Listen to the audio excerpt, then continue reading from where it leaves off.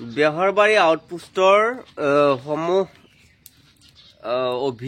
অভিনেতা অভিনেত্ৰীসকলক গণতন্ত্ৰ দিৱসৰ পেৰেডত মানে পুলিচসকলৰ যিটো অসম পুলিচৰ যিটো পেৰেড হয় সেই পেৰেডত অংশগ্ৰহণ কৰিবলৈ সুযোগ দিছে। বহুত ভাল লাগিছে, কিন্তু কাহিনীটো বহুত ভাল লাগিছে। যিটো মই দেখিছোঁ অৰিজিনেল পুলিচৰ দৰে লাগিছে গোটেইকেইটা। এছআই যেনে লাগিছে আৰু চব তৰা মাইকো ভাল লাগিছে, লুটুকনকো ভাল লাগিছে। তাত কে মোহনক খালি দেখা পোৱা নাই, কাৰণটো নাজানো। কে মোহন বেহৰবাৰী আউটপোষ্টত পাৰ্ট টাইম জব কৰি আছে নেকি সেয়াও নাজানো।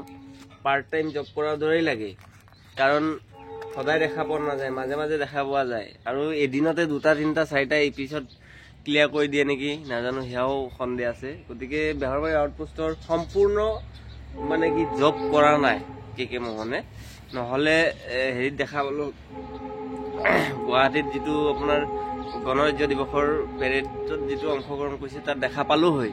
এতিয়া তাত অৰিজিনেল পুলিচ হিচাপে কিন্তু হেৰি কৰিছে, যিখিনি কৰিব লাগে কৰিছে। অৰিজিনেল পুলিচৰ লগত একেলগে কৰিছে আৰু দেখাটো একেই, ষ্টিকাৰ হুইচেল আছে, চব একেবাৰে একেই। গতিকে বহুত চিনেমা দেখিলোঁ, বহুত চিৰিয়েল দেখিলোঁ। অভিনয় যিটো কৰে ধৰক প্লেনৰ পাইলট, পুলিচ, আৰ্মি, সেইসকলক কিন্তু অৰিজিনেলকৈ চৰকাৰে কোনো সুবিধা নিদিয়ে বা অৰিজিনেল পদবীৰ লগত DC SP ডক্টৰ হওক সিহঁতৰ লগত মিলিব নিদিয়ে। কিন্তু এটাই বস্তু আছে, সেয়া হৈছে বেহৰবাৰী আউটপোষ্টৰ পুলিচসকল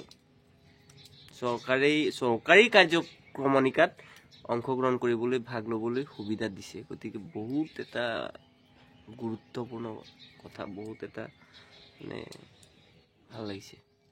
গতিকে সকলোকে